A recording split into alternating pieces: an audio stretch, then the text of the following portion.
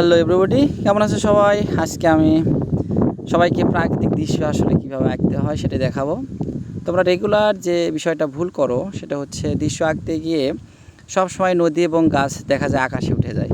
আসলে এই বিষয়টা যাতে আর না হয় সেটা দেখতে হলে অবশ্যই আমার ভিডিওটা শেষ পর্যন্ত দেখো এবং প্রাকৃতিক দৃশ্য খুব সহজে কীভাবে আঁকা যায় সেটা এই ভিডিওটা দেখলেই বুঝতে পারবা।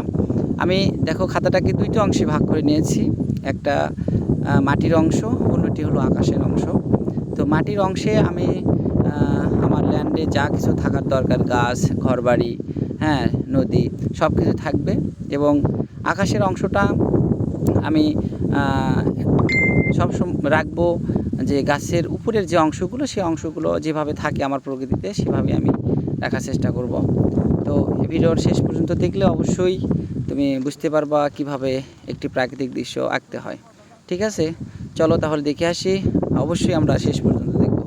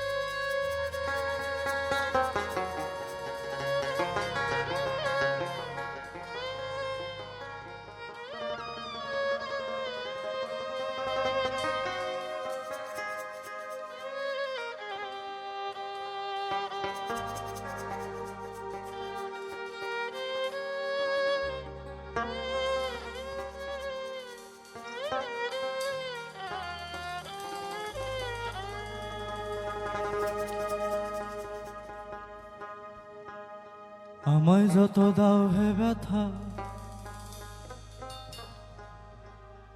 হৃদয়ে রাখিব গাথা।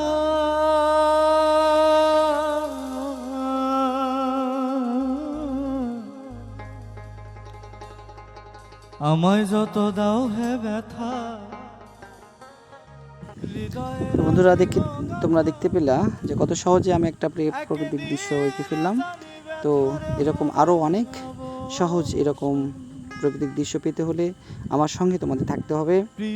লাইক, কমেন্টস এবং শেয়ারের মাধ্যমে আমার সঙ্গে থেকো। আরও অনেক ভিডিও আমি তোমাদের জন্য তৈরি করব। তো আজকের মতো এ পর্যন্তই। সবাই ভালো থেকো। আলাউদ্দিনের প্রাণ